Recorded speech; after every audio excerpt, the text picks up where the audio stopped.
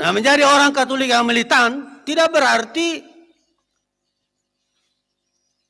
terjatuh ke dalam fanatisme negatif, tak peduli dengan orang lain, benci sama orang lain. Bukan.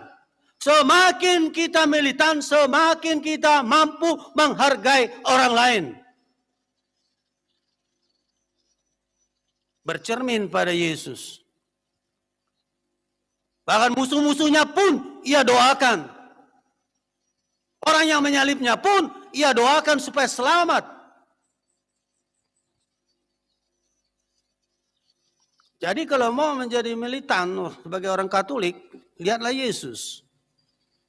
Yaitu Katolik militan itu. Dialah dia.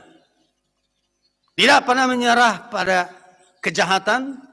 Kemenangan utamanya ialah kemampuannya mengalahkan kejahatan dengan kasih. Yang kedua, dia ungkapkan kasih sampai tetes darah terakhir. Disalib. Ia berdoa bagi musuh-musuh yang menyalibkannya. Memang tidak gampang menjadi orang Kristen karena harus mengikuti Yesus. Menjadi orang Katolik. Namanya saja orang Kristen, bukan? Pengikut Yesus. Kalau tidak mengikuti Yesus, ya bukan orang Kristen. Namanya Katolik boleh jadi. Markus besar-besar namanya. Tulis di dalam KTP. Tapi kalau tidak mengikuti Yesus, namanya nama Kristen, tetapi dia bukan orang Kristen. Kalau tidak memiliki iman Kristen yang benar. Ini tantangan kita, saudara-saudari.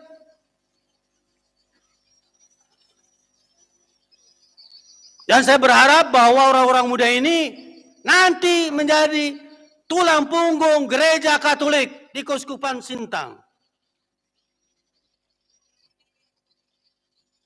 Kalau kita mau menjadi Katolik yang baik dan benar, inilah kesempatan untuk menempa diri dan menyadari tanggung jawab kita baik sekarang maupun masa depan. Karena gereja itu tidak hanya gereja yang sekarang, tapi gereja masa depan. Nah, kalau orang-orang gereja masa depan tidak disiapkan dari sekarang, apa jadinya nanti gereja masa depan? Dan kalau kalian orang-orang muda tidak mau aktif untuk diubah secara positif dan berupaya mengubah orang lain secara positif pula, apa jadinya gereja ke depan?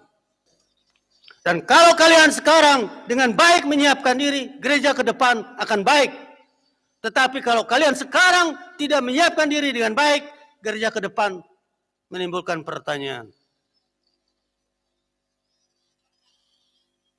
Saya tidak yakin kalau orang muda sekarang ini malas untuk menjadi orang Katolik yang baik, gereja nantinya akan baik.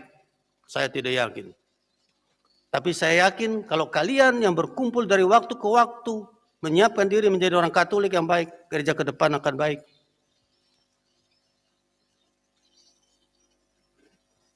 Mari manfaatkan kesempatan yang masih diberikan oleh Tuhan untuk menyiapkan diri.